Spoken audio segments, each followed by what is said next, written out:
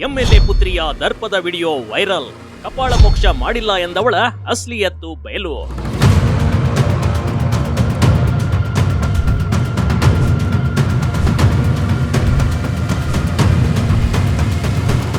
ಇತ್ತೀಚೆಗೆ ಎಂಎಲ್ಎ ಪುತ್ರಿಯೊಬ್ಬಳು ಮಹಿಳಾ ಪೊಲೀಸ್ ಅಧಿಕಾರಿಗೆ ಹೊಡೆದ ಸುದ್ದಿ ಭಾರಿ ವೈರಲ್ ಆಗಿತ್ತು ಕಣ್ರಿ.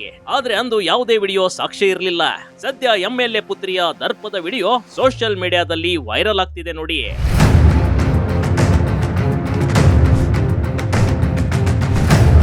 ತುಮಕೂರು ಗ್ರಾಮಾಂತರ ಕ್ಷೇತ್ರದ ಬಿಜೆಪಿ ಶಾಸಕ ಸುರೇಶ್ ಗೌಡ ಪುತ್ರಿ ಐಶ್ವರ್ಯರಿಂದ ಪಿಎಸ್ಐ ಸವಿತಾಗೆ ಕಪಾಳ ಮೋಕ್ಷ ಆಗಿತ್ತು. ಇದು ಮಾಧ್ಯಮದಲ್ಲಿ ದೊಡ್ಡ ಮಟ್ಟದ ಸುದ್ದಿಯಾಗಿತ್ತು ಕಣ್ರಿ. ಅಲ್ಲದೆ ಡ್ಯಾಮೇಜ್ ಕಂಟ್ರೋಲ್ಗೆ ಬೇರೆದ್ದೇ ವಿಡಿಯೋ ಲೀಕ್ ಮಾಡಿದ್ದ ಐಶ್ವರ್ಯ.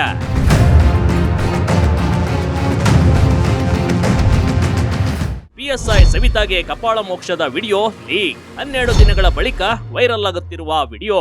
ಎಸ್, ಇದೀಗ ಇನ್ನೊಂದು ಆಂಗಲ್ ವಿಡಿಯೋವನ್ನ ಪಿಎಸ್ಐ ವೈರಲ್ ಮಾಡಿದ್ದಾರೆ.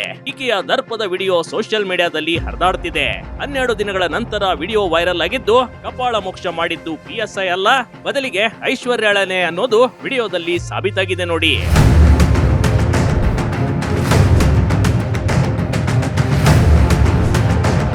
ಇಲ್ಲಿ ಸರಿಯಾಗಿ ಗಮನಿಸಿ, ಇಬ್ಬರ ನಡುವೆ ಮಾತಿನ ಚಕಮಕಿ ಬೆಳೆದಿದೆ.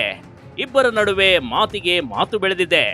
ಆದ್ರೆ ಕಂಟ್ರೋಲ್ ಕಳೆದುಕೊಂಡ ಐಶ್ವರ್ಯ ವರದಿ ಮೇಲಿದ್ದ ಪಿಎಸ್ಐ ಮೇಲೆ ಹಲ್ಲೆ ಮಾಡಿರೋದು ಸ್ಪಷ್ಟವಾಗಿ ಕಂಡು ಬರ್ತಿದೆ ಕಣ್ರಿ.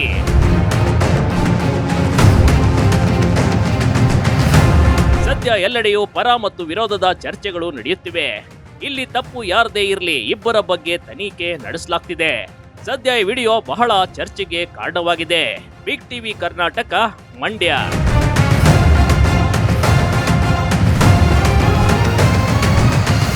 ಬಿಗ್ ಟಿವಿ ಕರ್ನಾಟಕ ಯೂಟ್ಯೂಬ್ ಚಾನಲ್ಗೆ ಈಗಲೇ ಸಬ್ಸ್ಕ್ರೈಬ್ ಮಾಡಿ. ಧನ್ಯವಾದಗಳು.